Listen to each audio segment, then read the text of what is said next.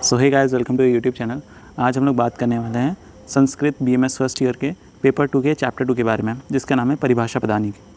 तो अगर देखा जाए तो इसमें परिभाषाओं के बारे में बात करी गई है।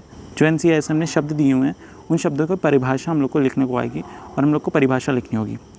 तो जितना आपके पेपर के लिए इम्पॉर्टेंट है मैं बस उतना ही बताऊँगा, इससे एक शब्द भी ज़्यादा नहीं बताऊँगा।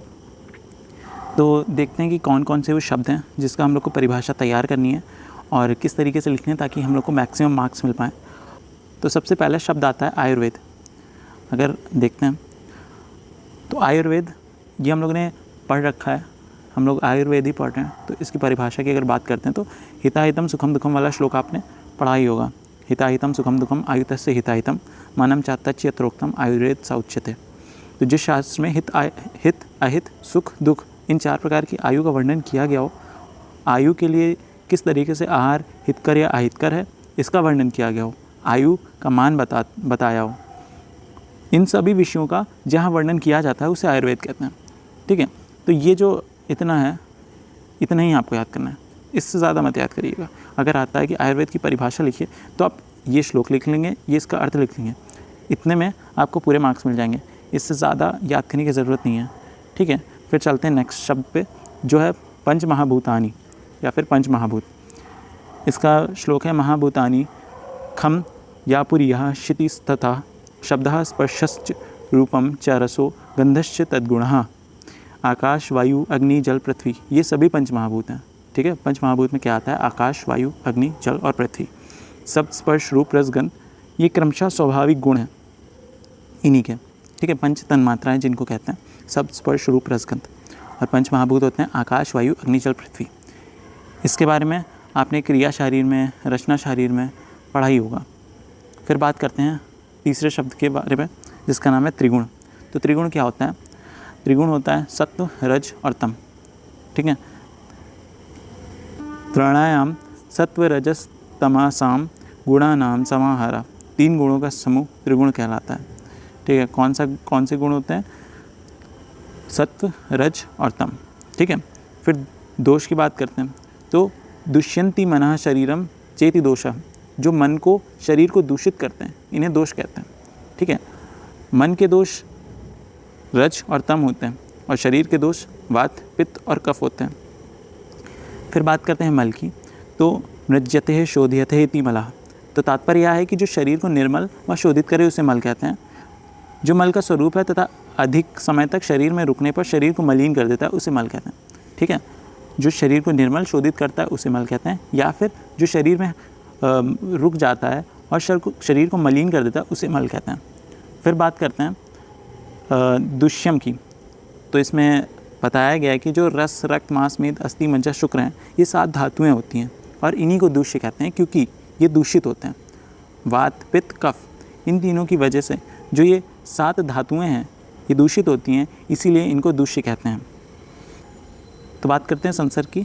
तो इसका श्लोक है संसर्गः सन्निपातश्च तद्वित्रीय क्षयकोप्ता। मतलब वात पित्त और कफ, जब इनमें से कोई 2 दोष या तो कम हो जाएं या तो बढ़ जाएं, ठीक है, तो उसे संसर्ग कहते हैं। 2 दोष को एक साथ मिलाना संसर्ग होता है। अब सन्निपात सेम संसर्ग जैसे आपने पढ़ा था उसी तरीके से होता है, बस इसमें 3 दोष का 3 दोष या तो क्षीण हो जाते हैं या तो कुपित हो जाते हैं। ठीक है, जैसे वात पित्त और कफ में से जब क्षीण या कुपित तीनों दोष एक साथ मिलते हैं तो उसे सन्निपात कहते हैं। तीनों दोष का एक साथ मिलना सन्निपात होता है। फिर बात करते हैं 9वें शब्द की, इसका नाम है द्रव्य। आपने चरक संहिता में पढ़ा होगा यत्र शिता कर्म गुणा कारणम समवाय यत्र द्रव्यम, पहले चैप्टर में है। तो ये तो आपको याद ही होना चाहिए, ये बहुत इंपॉर्टेंट श्लोक है। यत्र शिता कर्म गुणा कारणम समवाय यत्र द्रव्यम। तो मतलब जो द्रव्य मतलब अर्थात द्रव्य वह नित्य भाव पदार्थ है जो क्रिया और गुण का आधार तथा अन्यान्य कार्य द्रव्यों का समवाय कारण है। फिर बात करते हैं गुण की। गुणयंत्रे आत्मंत्रणे लोक अनेन इति गुणा। अर्थात जिसके द्वारा लोक द्रव्य की ओर आकर्षित होता है उसे गुण कहते हैं। या फिर इसका श्लोक आपने चरक के फर्स्ट चैप्टर में पढ़ा होगा समवाय तो निश्चेषा कारणम गुणा। जो द्रव्य का समवाय हो, ठीक है, समवाय कारण हो, द्रव्य रूप आधार में आधेय स्वरूप गुण नित्य संबंध से रहता है। फिर बात करते हैं कर्म की। B1 कर्म क्रियते इति कर्म, अर्थात जो किया जाए वह कर्म है। ठीक है, इसमें मनीन प्रत्यय लगाने से कर्म शब्द बनता है। ठीक है, ये ज़रूरी नहीं, बट आपको ये पता होना चाहिए कि जो किया जाता है वह कर्म होता है। उसके बाद एक श्लोक आता है चरक के फर्स्ट चैप्टर में, आपने पढ़ा होगा, संयोगो चा विभागे चा कारणम द्रव्य आश्रितम कर्तव्यस्य क्रिया कर्म कर्म न्यायत अपेक्षित, अर्थात एक द्रव्य के आश्रित रहना, अगुणम अर्थात गुण से रहित होना, तथा संयोग विभाग में कारण होना कर्म का लक्षण होता है। ये कर्म का लक्षण था। और इसके बाद आप इतने सारे श्लोक दिए हुए हैं, इसमें से कोई भी जो आपको याद हो रहा है वो कर सकते हैं याद, और उसी के बाद उसका आंसर लिख देते हैं। फिर बात करते हैं सामान्य की। तो चरक संहिता में पहले चैप्टर में एक और श्लोक था, सर्वदा सर्वभावानां सामान्यम वृद्धि कारणम। तो इसका अर्थ होता है जो सभी कालों में वृद्धि का कारण हो उसे सामान्य कहते हैं। ठीक है, समस्त भावों में, सर्वभावानां समस्त भावों में सर्वदा हमेशा जो वृद्धि का कारण होता है उसे सामान्य कहते हैं। और भी इसमें और भी श्लोक आप देख सकते हैं, जैसे चरक सूत्र स्थान में ही था, तुल्यार्थ ही सामान्यम, समान धर्म का होना ही सामान्य है, या फिर जो नित्य एक साथ अनेक में समवाय संबंध में रहता हो उसे सामान्य कहते हैं। तो ये आप पे डिपेंड करता है कि आप कितना ज़्यादा देखना चाहते हैं। अगर आपको ये श्लोक्स याद है तो ये श्लोक्स भी लिख सकते हैं, तो आप एग्जामिनर पे ज़्यादा प्रभाव पड़ेगा और वो ज़्यादा नंबर देगा। फिर बात करते हैं विशेष की। तो इसका श्लोक है, विशेषस्तु पृथक, मतलब पृथकत्व भाव का जनक विशेष होता है, या फिर विशेषस्तु विपर्य, जो विपरीत हो उसे विशेष कहते हैं। ठीक है, विपरीत होने में विशेष होता है। फिर बात करते हैं गुरु की। तो गुरु का सिंपल मीनिंग होता है भारी, ठीक है, या गौरव। इसका श्लोक है, यस्य द्रव्यस्य ब्रहणे कर्मणि शक्ति सा गुरुआ, जो गुरुपाक हो, शरीर में गौरव उत्पन्न करे वह गुरु कहलाता है। ब्रहण जो शरीर का वज़न बढ़ाता है उसे कहते हैं। तो वही है, जो शरीर में गौरवता उत्पन्न करे, जो शरीर का वज़न बढ़ाए उसे गुरु कहते हैं। लघु की बात करते हैं तो कर्मणि शक्ति सा लघु यस्य द्रव्यस्य लंघने, जो हल्का होता है। जैसे अगर कहते हैं लघु भोजन तो हल्का भोजन जो ईजिली पक जाता है, जो लंघन के समय हम लोग खाते हैं। जैसे जो लघु पाक हो तथा जिससे शरीर में लघुता उत्पन्न हो वह लघु कहलाता है। या कफग्न तथा धातुवर्धक होता है, यह धातुओं को घटाता है और शरीर को क्रश और दुर्बल बनाता है। प्रकृति की बात करते हैं तो तत्र प्रकृति रुच्यते स्वभावे यह सा पुनराहार औषधद्रव्याणाम स्वाभाविको गुणादि गुणयोगः। ठीक है, उनमें जो स्वभाव होता है उसी को प्रकृति कहते हैं। वह आहार द्रव्यों तथा औषध उपयोगी द्रव्यों में स्वभाव से रहने वाले गुरु लघु आदि गुण का योग मात्र है। ठीक है, जैसे उड़द दाल हम लोग को पता ही है, उसकी प्रकृति क्या होती है? उसकी प्रकृति होती है कि वो भारी होता है। तो सिंपल बात कर सकते हैं उसकी कैरेक्टरिस्टिक्स क्या होते हैं, उसी को हम लोग प्रकृति बोलते हैं। फिर बात करते हैं विकृति की। तो प्रकृति से उत्पन्न होने वाली प्रत्येक अवस्थाएं विकृति है। यथा दही दुग्ध की विकृति है। अगर सिंपल शब्द में बोलें तो जो भी प्रोडक्ट होता है किसी चीज़ का उसे विकृति बोलते हैं। जैसे दूध का प्रोडक्ट दही होता है तो उसे हम लोग विकृति बोलते हैं। ठीक है, फिर बात करते हैं नेक्स्ट की। तो चयो वृद्धि स्वधम नयेव, मतलब दोषवर्धक निदानों के सेवन से दोष का अपने प्राकृत स्थानों में वृद्धि को प्राप्त होता है या संचय कहलाता है। तो चय या संचय एक ही चीज़ है। संहिता रूपः वृद्धिश्चया, तो दोषों के संहित रूप में होने वाली वृद्धि को चय कहते हैं। फिर बात करते हैं प्रकोप की। तो विलयन रूपः वृद्धि प्रकोपः, दोषों के विलयन रूप में वृद्धि होना प्रकोप होता है। फिर बात करते हैं प्रसर की। तो जैसे आचार्य सुश्रुत भी बोलते हैं, उन्होंने स्पष्ट किया है कि जैसे किड्व पिष्ट और जल, इन तीनों को अगर साथ में मिलाकर रात में रख देते हैं तो उफान उत्पन्न होता है, जिससे वो बर्तन से बाहर निकलने लगता है। उसी प्रकार जो बल बुद्धि आदि ग्रह आदि कारणों से प्रकोपित हुए दोषों में उद्रेक उत्पन्न होकर उनका प्रसार होता है। मतलब कोई डिजीज़ हुई और वो फैल रही है तो उस कह सकते हैं कि उस दोष का प्रसारण होता है। तो वही प्रसारण को हम लोग यहाँ बता रहे हैं, उसी को हम लोग प्रसर बोल रहे हैं, उसी को प्रसारण बोल रहे हैं, या फिर उसी को प्रसार बोल रहे हैं जो फैलता है। ठीक है, फिर स्थान संचय, जब पुराना वाला दोष था वो उसका प्रसारण होकर किसी स्थान में संचय हो गया, या फिर कोई दोष कहीं उत्पन्न हुआ और उस स्थान पर संचय हो रहा है तो हम लोग उसे कहेंगे स्थान संचय। तो देखो लिखा हुआ है, दोषों के प्रसार होने से जिस स्थान पर स्रोतों का वैगुण्य के कारण संग होता है उसे स्थान संचय कहते हैं। फिर बात करते हैं दोष गति की। तो दोष गति का यह है कि मनुष्य शरीर में दोष सर्व शरीर में भ्रमणशील रहकर प्रकृत अवस्था में शरीर को स्वस्थ रखने में और विकृत अवस्था में शरीर को व्याधिग्रस्त करने में अति महत्वपूर्ण भूमिका निभाते हैं। दोनों ही अवस्थाओं में दोष शरीर में सर्वत्र भ्रमण करते हुए विभिन्न गतियों को प्राप्त होता है। फिर बात करते हैं भेद की। तो विदीर्ण होना शोफ आदि का लक्षण है, इसी को भेद कहते हैं। ठीक है, सुश्रुत ने जैसे षट क्रियाकाल रोगों की चिकित्सा करने की 6 अवस्थाएं बताई थी, उसमें से छठे स्थान पर क्रियाकाल भेद है। इस अवस्था में भी चिकित्सा ना करने से रोग असाध्य हो जाता है। फिर रस की बात करते हैं। तो रस्यात अस्वाद्यात इति रसा, अर्थात रसेंद्रियों के द्वारा जिस विषय का ग्रहण किया जाता है उसे रस कहते हैं। ठीक है, वही लिखा हुआ है, रसेंद्रिय के विषय को रस कहते हैं, अर्थात जिस गुण का रसना के द्वारा ग्रहण होता है वह रस कहलाता है। फिर वीर्यम, तो जैसे कोई द्रव्य होता है वो अगर कोई कर्म कर रहा है तो वो जिसके कारण कर्म कर रहा है वो उस वीर्य होता है। ठीक है, जैसे वीर्य वह तत्व है जिसके द्वारा द्रव्य की क्रिया संपादित होती है। ठीक है, द्रव्य की ऐसी कोई क्रिया नहीं होती जो वीर्य के द्वारा संपादित ना हो, अतः सभी क्रियाएं वीर्य के द्वारा ही संभव है। ठीक है, और आप कोई भी एक श्लोक याद कर सकते हैं, येन कुर्वन्ति तद वीर्यम। ठीक है, ये छोटे छोटे श्लोक हैं जो आप याद कर सकते हैं, ये आगे भी काम आएंगे, या आयुर्वेद में भी बहुत काम आते हैं। फिर बात करते हैं अपने 16वें शब्द के बारे में, विपाक।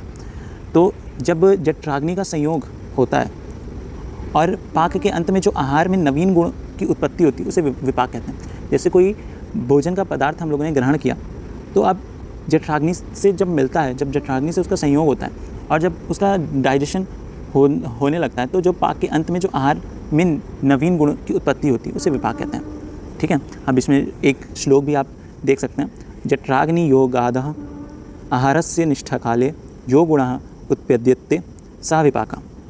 ठीक है, फिर उसके बाद बात करते हैं कार्य कारण भाव की। तो कार्य से नित्य रूप में अर्थात निश्चित रूप में जो पूर्ववर्ती अर्थात पहले आए उसे कारण कहते हैं। ठीक है, या फिर कार्य प्राग भाव का प्रतियोगी होते हैं, उत्पन्न होने से पूर्व किसी वस्तु का अभाव प्राग भाव कहते हैं। मतलब जो चीज़ उत्पन्न होने वाली हो उससे पूर्व किसी वस्तु का जब अभाव हो जाता है उसे कहते हैं। कार्य भी जब तक उत्पन्न नहीं हो जाता तब तक उसका अभाव रहता है, इसलिए कार्य को प्राग भाव का प्रतियोगी कहा जाता है। ठीक है, प्राग भाव, जैसे कोई चीज़ की बात कर रहे हैं, वो उत्पन्न अभी नहीं हुई है लेकिन उसका अभाव है। कोई चीज़ अगर उत्पन्न नहीं हुई है तो उसका अभाव होगा ही होगा, तो उसी अभाव को प्राग भाव कहते हैं। फिर बात करते हैं स्त्रोतस की। तो शरीर के वे सभी भाग जहाँ स्त्रवण मतलब गति क्रिया होती है वह स्त्रोतस है, जिससे स्त्राव निकलता हो वही स्त्रोतस है। ठीक है, स्त्रवणात् स्त्रोतांसी। ठीक है, फिर बात करते हैं कोष्ठ की। तो स्थानान्यम अग्निः पक्वानां मूत्रस्य रुधिरश्च हृदय उंडुकः फुंफुसश्च कोष्ठः इत्यादि इत्यभिधीयते। तो मतलब आमाशय, अग्नाशय, पक्वाशय, मूत्राशय, रक्ताशय, हृदय, उंडुक और फुंफुस, ये सभी अव्यय जिस स्थान पर सुरक्षित रहते हैं वह कोष्ठ है। कोष्ठ को आप इजीली अगर लेमैन्स लैंग्वेज में बोलेंगे तो मतलब होता है एक पेटी, संदूक, जहाँ पे ये सारे अव्यय मतलब ऑर्गन्स स्थित होते हैं, सिचुएटेड होते हैं। फिर बात करते हैं आमम की या फिर आम की। तो जो अग्नि का जो बल होता है वो कम हो जाता है और जो रस धातु होता है उसका भली भांति पाक नहीं हो पाता, तो आमाशय में वातादि दोष से दूषित हो जाता है वो, और उसी रस को आम कहते हैं। ठीक है, जब रस का पूरा डाइजेशन नहीं हुआ क्योंकि अग्नि का बल कम हो चुका था, तो जो रस बनता है उसी को आम कहते हैं। फिर विरुद्ध आहार, जो आहार द्रव्य शरीर में दोषों को कुपित कर दे परंतु शरीर से बाहर नहीं निकलते हैं वे सभी अहितकारी होते हैं। जो शरीर के धातुओं का विरोध करते हैं उन्हें वैरोधिक कहा जाता है। फिर बात करते हैं विदाही की। तो षाडंगर संहिता में लिखा है कि जो उद्गार मतलब डकार को खट्टा करे, प्यास व हृदय में दाह उत्पन्न करे और देर से पचे वह विदाही द्रव्य होते हैं। तो अगर सिंपल लैंग्वेज में बोलें, जो द्रव्य जैसे उतना नहीं है कि बदहज़मी हो जाती है तो उसमें खट्टी डकारें आती हैं और जलन होती है हृदय में, तो उन्हीं को हम लोग आयुर्वेद में विदाही बोलते हैं। ठीक है, ऐसे पदार्थ जो खट्टी डकार, दाह, तृष्णा आदि को उत्पन्न कर कठिनाइयों से बचते हैं उन्हें विदाही कहते हैं। विष्टम्भी कोष्ठे वातम समुत्पाद्य पाक काले तु यद भृशम आद्यमान शूलादिकरम विष्टम्भी पनसम यथा। विष्टम्भी द्रव्य कोष्ठ में अधिक वात उत्पन्न कर आद्यमान आदि उत्पन्न करते हैं, जैसे कटहल। ठीक है। या फिर अगर बात करें नॉर्मल लेमैन्स लैंग्वेज में, तो जो गुड़गुड़ बोलते हैं, पेट में गुड़गुड़ हो रहा है, तो वही यहाँ पे विष्टम्भ बोलते हैं।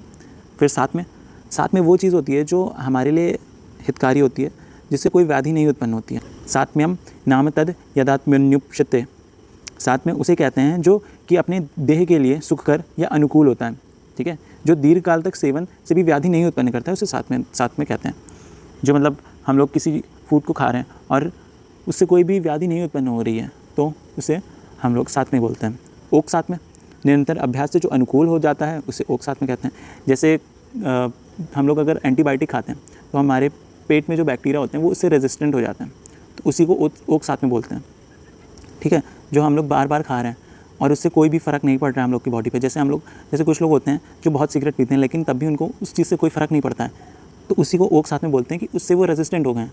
कोई नॉर्मल इंसान अगर सिगरेट पिए तो उसको फ़र्क पड़ेगा, उसको खांसी आएगी, उसको प्यास लगेगी, लेकिन जो लोग रेगुलर पीते रहते हैं उनको उससे ज़्यादा फ़र्क नहीं पड़ रहा होता है। हाँ, लॉन्ग टर्म में पड़ेगा, लेकिन निरंतर अभ्यास करने से जो अनुकूल हो जाता है उसे ओक साथ में कहते हैं। फिर देश साथ में, जो देश से तात्पर्य अनुप जंगल व साधारण देश। साथ में को जानने वाले विद्वान देश और रोगों के गुण से विपरीत गुण वाले चेष्टित और आहार आदि उन देशों और रोगों के लिए साथ में माने जाते हैं। ठीक है। देश साथ में अर्थात अपने देश में जो अनुकूल आहार विहार होता है। जैसे अगर अपने देश में बोले तो जो दूध होता है वो हितकर होता है, उससे कोई भी व्याधि जल्दी उत्पन्न नहीं होती हैं। कुछ लोगों के अगर एक्सेप्शन हटा दें तो अपने देश में ज़्यादातर यही होता है कि कोई भी फ़र्क नहीं पड़ रहा होता है, तो उसे देश साथ में बोले। इस देश में इस चीज़ को ग्रहण करने से ये लोगों के लिए हितकारी है, तो वो देश साथ में होता है। फिर बात करते हैं पथ्य की। जो आहार आदि द्रव्य पथ मतलब शारीरिक स्रोतों में उपकार करने वाला हो और मन के लिए प्रिय हो, अर्थात शरीर और मन के लिए हानिकारक ना हो, उसे पथ्य कहते हैं। ठीक है। फिर अपथ्य, जो हानिकारक हो। जो आहार आदि द्रव्य पथ शारीरिक स्रोतों में अपकार हानि कराने वाला हो तथा मन के लिए अप्रिय हो, अर्थात शरीर और मन के लिए हानिकारक हो, उसे अपथ्य कहते हैं। यह पथ्य और अपथ्य वस्तु नियत रूप से नहीं रहते हैं, मात्रा काल क्रिया देह दोष के कारण पथ्य अपथ्य परिवर्तित होते हैं। फिर कृतान वर्ग, तो जो पके हुए अन्न होते हैं उनको हम लोग कृतान कहते हैं, और उनका जो वर्ग होता है उसको हम लोग कृतान वर्ग कहते हैं। ठीक है। फिर अवस्था पाक, तो स्थूलात् सूक्ष्मस्य परिवर्तनम पाकः भवति। स्थूल आहार का दोष धातु मल तथा इंद्रियों का पोषण करने के लिए सूक्ष्म में परिवर्तित होना पाक कहलाता है। पाक द्विविध होता है, प्रथम अवस्था पाक और दूसरा निष्ठा पाक। फिर बात करते हैं वेग की। तो जो मूत्र होते हैं, पुरीष होते हैं, ये सब जो वेग होते हैं इनको हम लोग नॉर्मली वेग कहते हैं। ठीक है। मतलब जो इनको निकालने का प्रवृत्ति जिसमें होता है उसको हम लोग वेग कहते हैं। फिर बात करते हैं शोधन की। तो जो दोनों को शरीर से बाहर प्रेरित करती है वह चिकित्सा शोधन है। यह शोधन 5 प्रकार का है: बस्ती, वमन, काय विरेचन, शिरोविरेचन और रक्तस्राव। ठीक है। मतलब कोई भी दोष अगर बढ़ा हुआ है और हम लोग उसे शरीर से बाहर निकाल रहे हैं तो वह शोधन कहलाएगा, और अगर हम लोग उसको बॉडी के अंदर ही शांत करे दे रहे हैं तो वो शमन कहलाएगा। जैसे कोई दोष बढ़ा है, वात फॉर एग्जांपल वात बढ़ा है, तो जो भी द्रव्य या आहार वात को कम करते हैं उसे खिलाकर अगर वात को शरीर के अंदर ही शमन कर रहे हैं, वात को कम करे दे रहे हैं, उसी को हम लोग शमन बोलते हैं। जो चिकित्सा बढ़े हुए वातादि दोष का शोधन ना करे, मतलब बाहर ना निकाले, सम दोषों की वृद्धि भी ना करे और विषम दोषों को शम करे, उसे शमन चिकित्सा कहते हैं। फिर लंघन की बात करते हैं। तो लंघन इज सिंपली फास्टिंग। जो शरीर में लघुता या हल्कापन उत्पन्न करे उसे लंघन कहते हैं। लंघनम लाघवाय या देह से, जो कर्म शरीर को लघु बनाए उसे लंघन कहते हैं। लंघन द्रव्य, तो लंघन द्रव्य जो लघु, उष्ण, तीक्ष्ण, विशद, रूक्ष, सूक्ष्म, खर, द्रव्य एवं कठिन हो, वह द्रव्य लंघन अर्थात शरीर में लघुता या हल्कापन उत्पन्न कराने वाले होते हैं। फिर ब्रहण, जो द्रव्य या उपाय शरीर में स्थूलता उत्पन्न करते हैं, मतलब जो वेट बढ़ाते हैं, वेट प्रमोटिंग होते हैं, उन्हें ब्रहण कहते हैं। फिर बात करते हैं अनुपान की। तो ये लास्ट वर्ड है अनुपान। औषध को किसी द्रव्य पदार्थ में मिलाकर रोगी को खिलाते हैं, अथवा औषध या भोज्य पदार्थ सेवन के पश्चात जो द्रव्य पदार्थ पान कराते हैं उसे अनुपान कहते हैं। ठीक है। तो this is all about the chapter. इसमें परिभाषाओं के बारे में बात करी गई है। तो इसके कुछ क्वेश्चंस हैं जो दिए हुए हैं, जैसे लिखा हुआ है पाठ्यक्रम अनुसार इस अध्याय में 20 अंक के प्रश्न आएंगे, ठीक है, जिसमें से एक प्रश्न 10 अंक का और 2 प्रश्न 5-5 अंक के आने सुनिश्चित हैं, ठीक है। और इसके कुछ क्वेश्चंस दिए हुए हैं, जैसे आयुर्वेद और विपाक की परिभाषा था, तो आयुर्वेद में आप सिंपली उसका क्या कह सकते हैं, उसका श्लोक लिख सकते हैं, फिर उसके बाद उसका अर्थ लिख सकते हैं, फिर विपाक के बारे में बता सकते हैं, ठीक है, और फिर विपाक का श्लोक लिख सकते हैं। इसी तरीके से योग वाही, सन्निपात, विपाक, अवस्थापाक, और या फिर निम्नलिखित में से किसी 4 परिभाषाएं स्पष्ट करिए, संसर्ग, वीर्यम, शोधम, चय। तो ये ईजी है, इसमें अगर आप अच्छे से शब्द समझ जाते हैं कि उस शब्द का क्या मतलब होता है और आपको श्लोक से याद है, जैसे शुरुआत के जो शब्द थे वो तो सारे श्लोक्स चरक संहिता के पहले चैप्टर से मिल रहे हैं, तो अगर वो याद है आपको, चरक संहिता आप पढ़ रहे हैं, तो वो उसमें दिक्कत नहीं आने वाली है। तो अगर उस पर क्वेश्चन आता है तो आप उसका आंसर ईजिली लिख पाएंगे। तो so this is all about this chapter. इस चैप्टर में बस इतना ही है, परिभाषाएँ। तो अगर आप परिभाषाएँ याद कर रहे हैं, उसके श्लोक से याद कर ले रहे हैं, तो ये दिक्कत नहीं आने वाली है। तो ये इजी चैप्टर था, इसमें ये स्कोरिंग भी चैप्टर होता है, तो इसको आप लोग अच्छे से पढ़ लीजिएगा। इससे बाहर कोई भी शब्द नहीं आएगा, क्योंकि NCERT के सिलेबस में जितना होता है मैं उतना ही पढ़ाता हूँ, उसके अलावा नहीं पढ़ाता, क्योंकि यूनिवर्सिटी एग्जाम्स अपना मेन एम है। तो ठीक है, फिर आप पढ़ते रहिए, मिलते हैं आपसे नेक्स्ट वीडियो में, तब तक के लिए टाटा, बाय बाय।